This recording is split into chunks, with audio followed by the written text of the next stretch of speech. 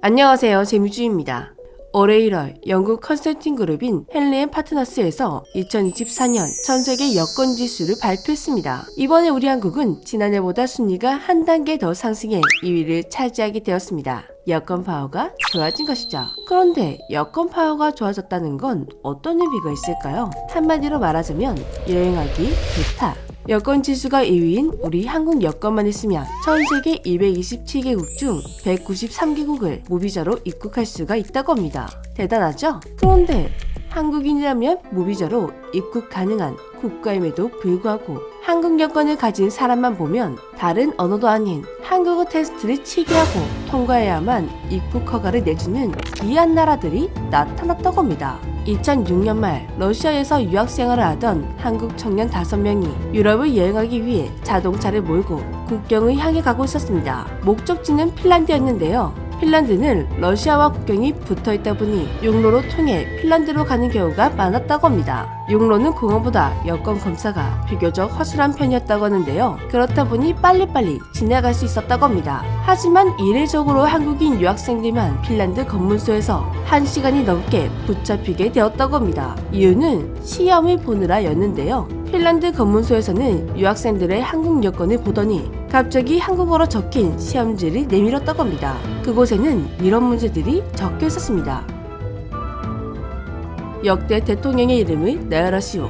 경부선의 시발역과 종착역은 긴급사고 시 거는 전화번호는 한국 제2의 도시는 한국의 수도는 이 테스트를 통과하면 한국인이라는 걸 인정받고 통과 떨어지면 입국할 수 없다는 것이었습니다. 한국인에게만 강요되는 핀란드의 이상한 입국 시험.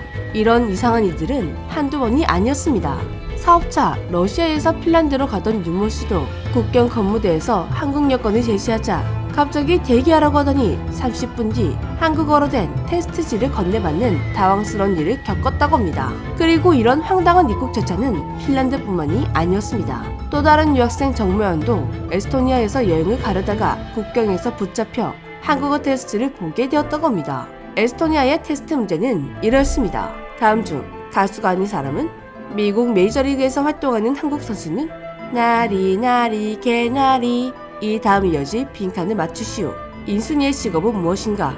자갈치 시장이 있는 곳은?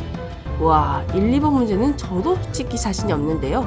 영국 유학생 김모 씨는 스위스 바제 공항에서 아주 충격적인 한국어 테스트를 봤다고 합니다. 지는 어디다 닿을까? 이 문장을 영어로 해석하라는 것이었는데요. 김모 씨는 이 문제가 엉터리 한국어라고 항의를 했다가 무려 30분 동안 직원과 실랑이를 벌이는 말도 안 되는 상황을 겪었었다고 합니다. 지는 어디다 닿을까? 도대체 무슨 말이었을까요? 이외에도 프랑스, 이탈리아 등등 유럽 국가에서 이런 일을 경험하는 한국인들이 한둘이 아니었습니다. 그래서 당시 한국 대사관 관계자들은 유럽 여행을 할 때 여권에 다른 신분증을 소지하고 그래도 문제가 발생한다면 즉시 한국 대사관에 연락해달라고 말했습니다. 한국인에게만 이런 황당한 사태가 일어나게 된 이유는 무엇이었을까요? 언뜻 보면 한국인만 차별하려는 건가? 괴롭히려는 의도인 건가 싶지만 여기에는 아주 깊은 뜻이 있었습니다. 도입부에서 말했듯이 한국 여권의 파워는 좋습니다. 한국 여권만 있으면 사전 비자 없이 갈 수 있는 나라가 많다 보니 중국이라든지 다른 나라를 쉽게 가지 못하는 아시아인들이 한국인인 척 여권을 위조해 돌아다니는 사건이 많아졌습니다. 이런 가짜 한국인을 걸러내기 위해 어쩔 수 없이 한국어 테스트를 치르고 있는 것인데요. 가짜 한국인들 때문에 진짜 한국인들이 불편함을 겪는 이상한 현상이 발생한 것이죠. 그런데 최근에는 이런 한국어 테스트를 본다는 말이 들리지 않고 있습니다. 하지만 여전히 가짜 한국인은 기승을 부리고 있었습니다. 지난해에도 가짜 한국 여권으로 미국에 입국하려던 중국인이 검거되었죠. 아직까지도 저런 범죄가 시도되는 걸 보면 한국어 테스트는 그만둘 때가 아닌 것 같네요. 오히려 가짜 한국인 사태는 한층 더 발전했습니다. 이제는 여권이 아니라 일상에서 한국인인 척 속이는 가짜 한국인들이 나타났다고 하는데요. 해외 곳곳에서 중국인들이 한국인인 척 접근되었다는 경험담들이 속출하는 중입니다. 다행히 최근에는 K-드라마와 K-팝의 인기가 전 세계로 퍼지면서 얼굴만 봐도 한국인 구분이 가능해진 외국인들이 증가했다고 하는데요. 한류의 순기능이네요. 아무튼 범죄랄지라도 한국인이 되고 싶어하는 외국인이 이토록 많다니 한국의 위상이 정말 남달라지게 했나 봅니다. 지금까지 재미쥐였습니다. 안녕.